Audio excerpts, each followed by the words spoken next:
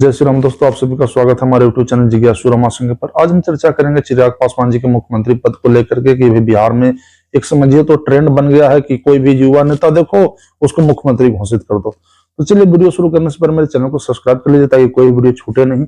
हाँ, चैनल को जाकर के शेयर भी जरूर करिए, वीडियो को करिए लाइक और कमेंट जरूर करिए। तो चलिए शुरू करते हैं। तो चिराग पासवान जब लोक जनशक्ति पार्टी रामविलास के समझिए अध्यक्ष हैं। उनकी पार्टी दो भागों में बढ़ चुकी थी। उनके पिताजी की पार्टी थी लोक जनशक्ति पार्टी, जिसका चुनाव चिन्ह बंगला हुआ करता था। पर रामविलास पासवान जी के गुजरने के बाद बंटवारा हो गया, झगड़ा हो गया इनके चचा के साथ, यानी रामविलास पासवान जी के भाई के साथ, पद्मश्रीनाथ पारस के साथ। तो फिलहाल जाकर के इनके पास लोक जनशक्ति पार्टी रामविलास नाम से इनकी पार्टी है और हेलीकॉप्टर चुनाव चिन्ह है इनका। और उसी के बल पर जाकर के ये 30 सीट पर चुनाव लड़े और 19 सीटों पर जीत गए। तो एक युवा वर्ग में चाहे अन्य लोगों में एक धारणा बन गया है कि कोई भी जवान नेता देखो उसे बस सीएम पीएम घोषित कर दो। तो क्या मैंने बिहार के मुख्यमंत्री हो सकते हैं? कितने दिनों में हो सकते हैं? कब हो सकते हैं? तो चलिए इसी पर डिटेल हम बताएंगे। फिलहाल उनके चांसेस लगभग न के बराबर है, मैं डिक्लेयर कर देता हूं। कारण सबसे पहले क्योंकि जदयू में नीतीश कुमार जी अभी भी सीएम बने हुए हैं प्रेजेंट में, और उनका इसलिए है दबदबा ज्यादा क्योंकि केंद्र के जो गठबंधन की सरकार है उसमें इनका सीटें ज्यादा है लोकसभा का, और बिहार में भी इनकी अहमियत ज्यादा है, यानी 85 सीटें जो जीते हैं विधानसभा में। तो ज्यादातर चांसेस है इन्हीं के बारे में, और यही बन ही रहे हैं, जो कि मैंने पिछले वीडियो में बताया था कि नीतीश अब कहीं जाने वाले नहीं है, ये गठबंधन में ही रहेंगे और 5 साल मुख्यमंत्री पद संभाले भी यही रहेंगे। तो फिलहाल चिराग पासवान जी के मुझे तो नहीं लगता है कि इस 5 साल में उनको कोई मुख्यमंत्री का कोई पद उनके लिए खाली मिलेगा। और इन द नियर फ्यूचर अगर इनको मुख्यमंत्री बनना है तो एक ही रास्ता हमें दिख रहा है, वो है इनके पार्टी का भाजपा में विलय कर रहे हैं, मर्ज करना।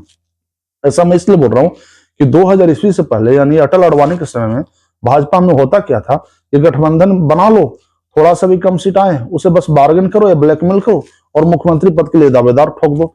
इसी का फायदा बहुत से दलों ने उठाया भी। कर्नाटक में से ही एक जनता दल एस के साथ था। उस समय कुमार स्वामी जो है सो बस कहे कि हमें सीएम बना दो, भाजपा उनके ब्लैकमेल के आगे झुक गई। कुमार स्वामी जब 2.5 साल के फॉर्मूले पर सीएम बने, बाद में जब उनका 2.5 साल होने का वक्त आया तो वे जाकर के पार्टी को उसे कोalition में गठबंधन तोड़ के अलग हो गए, सरकार गिर गई। तो भाजपा इस तरह से जाकर के देख चुकी है कि अब वो समय नहीं रहा जो पहले हुआ करता था कि गठबंधन के नाम पर ब्लैकमेल करना अब संभव नहीं है। यानी अगर किसी नेता को अगर लगता है कि हम अपने दम पर जाकर के सरकार बना सकते हैं तो बनाए, अन्यथा गठबंधन के नाम पर ब्लैकमेलिंग भाजपा बर्दाश्त करने वाली नहीं है, क्योंकि अब ये मोदी और शाह की भाजपा हो चुकी है।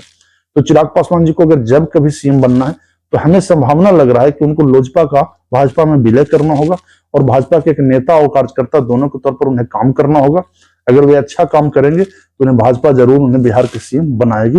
निर्भर करता है जाकर के उनकी मेंटेलिटी का, वे किस और अपने पार्टी का ले जाते हैं, या तो इधर विलय करते हैं या स्वतंत्र लड़ते हैं। अब स्वतंत्र लड़ने की स्थिति में ये होगा कि लोजपा का अपना कोई बहुत बड़ा वोट बैंक नहीं है। अगर देखा जाए तो सिर्फ पासवान जाति के कुछ महादलितों में ही उनका वोट बैंक है। अगर उससे भी अगर देखा जाए तो कुछ मुसलमानों का मिल सकता है।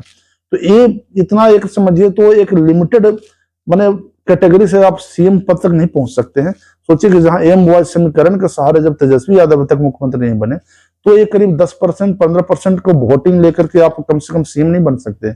ओवरऑल आपको कम से कम भी चाहिए तो 45% के आसपास या उससे ऊपर का वोटिंग चाहिए, तभी आप सीएम की कुर्सी तक पहुंच सकते हैं। और ये पहुंचने का एक ही जरिया है, उनको या तो भाजपा से गठबंधन करना होगा, तो गठबंधन करने पर तो सीएम बनेंगे नहीं, स्वाभाविक है कि बहुत बनेंगे तो उप मुख्यमंत्री बनेंगे।